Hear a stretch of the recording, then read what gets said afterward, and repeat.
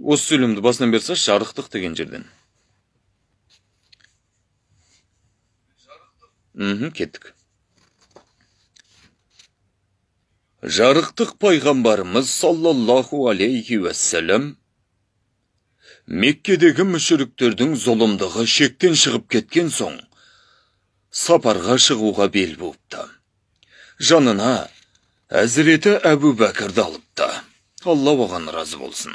Алайда арттарына залым адамдар түсіпті дейді. Мәдинаға қарай шыққан сол ұлы көштің басы осылай басталыпты.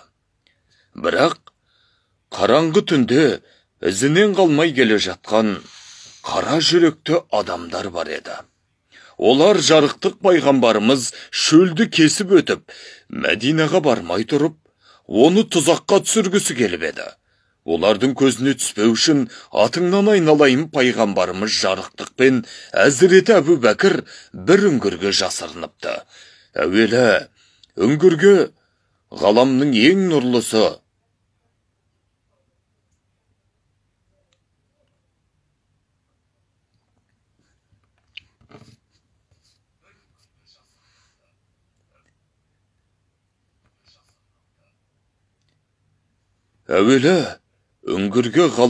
ең нұрлысы һәм оның адал досы Әзіреті Әбу Бәкір кіріпті.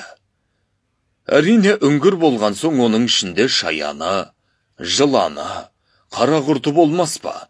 Шапанын жыртып, бүкіл тесіктерді тығындап шығыпты. Жалғыз тесік қалған екен. Оны да аяғымен бітепті.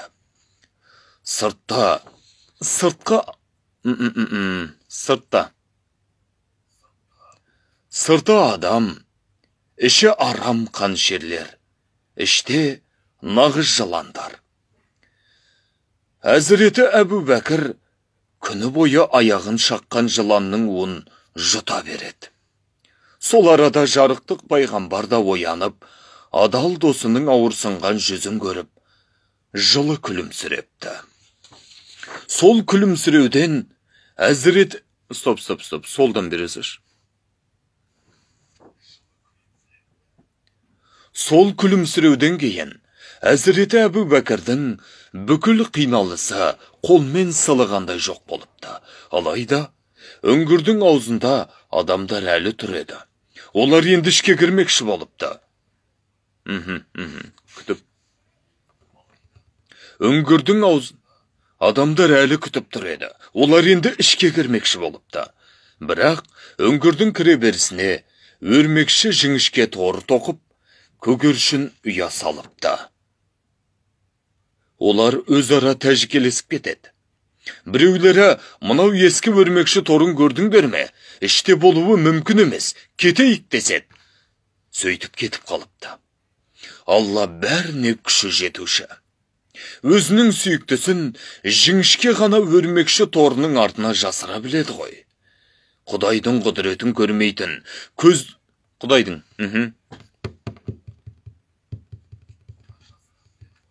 Құдайдың құдіретін көрмейтін көздерге көгершіннің қос қанаты да перде бола кетіпті. Содан олар жолға түсіп, ақыр аяғы аман сау Мединеге де жетіпті. Сол екеуінің екіншісі, Құдайға шүкір, Мәдинаға көшкендерді, мыңға бөліп. Мәдинаға көшкендерді мұхажир, оларды қарсы алғандарды аңсар деген екен. Пайғамбарымыз мұхажирлар мен аңсарларды бауыр еткен екен.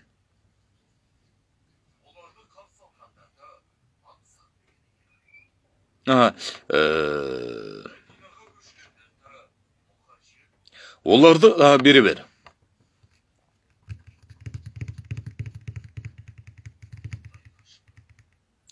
Мәдинаға көшкендерді мұхажир, оларды қарсы алғандарды аңсар деген екен. Пайғамбарымыз мұхажирлар мен аңсарларды бауыр етіп кеткен екен. Ақиқатты таңдады деп туған әкесі қылыш білеген, бауырлары қарсы шыққан, жалғыз һәм бейгүнә мұсылмандар осылайша Мәдина қаласында өздерін мүлде танымайтын адамдармен бауыр болып шығады. Дүниесін бөлісіп, үйлеріне паналатыпты. Олардың тағдырлары, қайғылары, дерті мен қуанышы ортақ болыпты. Бір күні аңсар мұсылмандары пайғамбар жарықтыққа келіпті. Келген бетте біз құрмаларымызды мұхажир бауырларымызбен бөліссек дейміз деген тілектерін жеткізіпті. Меккеліктер жер өңдеуді білмеуші еді. Ол жайлы пайғамбар жарықтық айтты. Аңсар бауырларымыз оның да шешімін тауыпты. Олар сол сәтте мұхажир бауырларымыз танапты суарсын. Қалған шаруаны өзіміз реттейміз, түскен өнімді өзара бөлісеміз депті.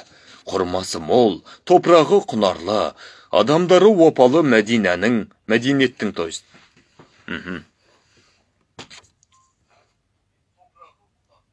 Адамдары опалы Мәдинеттің бастауы Есриптің, яғни кейінгі аты Мәдинәнің адамгершілігі мол перзенттері, үйі мен жерін, бары мен жоғын бауырларымен қылдай бөлісіпті. Құрма жиналған соң, өнімді бөліспек болыпты. Өнімнің көбін Меккеден келген мұхажир бауырлары алсын деген сөз шығыпты. Құрманы екі бөлік етіп үйіпті. Біріншісінің қарасы аз болғанмен, жемісі мол болған деседі. Екіншісінің үйіндісі мол болғанмен, астына құрма бұтақтарын молдау салып, жемісін аздау қылыпты. Осылайша, қарасы мол көрінген үйіндінің жемісі аздау болып шығыпты. Себебі мұхажир бауырлары жемісі молдауын алсын деп ойлапты. Артынан меккеліктерден сұрапты. Уа бауырлар, екі бөліктің қайсысын аласыздар? Қалағандарыңызды таңдаңыздар депті. Мұхажирларда нәпсісін тізгіндеп, мол үйіндіні емес, азын таңдапты. Себебі, молы аңсар бауырларына қалсын деген ойлары болыпты.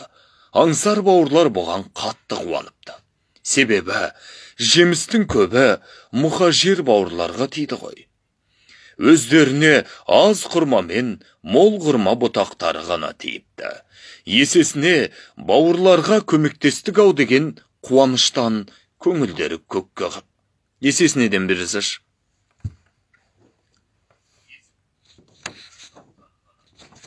Есесіне бауырларға көмектестік ау деген қуаныштан көңілдері көкке шалқыпты.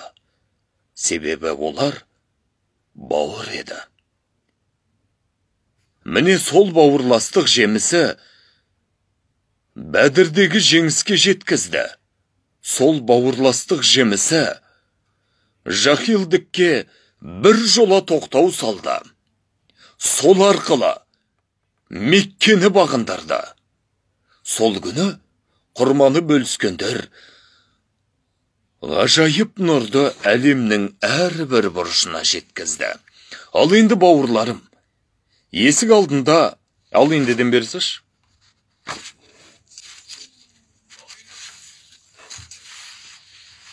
Ал енді бауырларым, есік алдына біраз қапыр қасерлер келіп тұр. Олар көшпенділер. Көшіп қонып жүреді. Егер адамның деппін ғой, адамның. Егер адамның жағдайы жақсы болса, туған жерінен ауа көшер меді? Елін жерін тастап басқа жаққа бас сауғалар меді? Әрине, олай болуы мүмкін емес. Егер олар бір себептен туған жерінен Стоп, егер олар.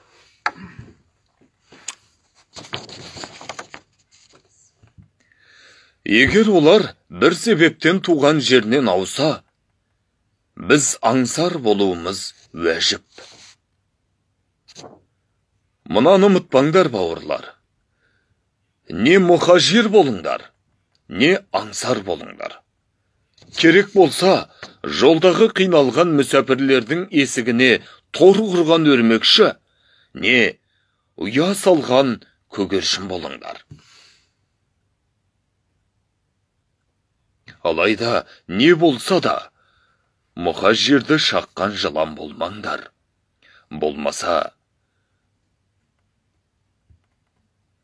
Болмаса күндердің күнінде іштеріңдегі өздеріңді де улайтынын байқамай қаласыңдар. Осыны ұмытпаңдар.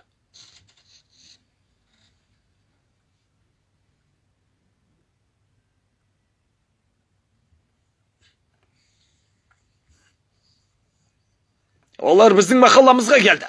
Мазамызды алып, тыныштығымызды бұзды. Біздің тыныштығымыз бұзылса, бәрінің берекесі кетеді. Менің махаллама кірсе, менде бүкіл Бағдаттың тынышын алып, қорқынышты түсін айналам. Не? Десің, ау.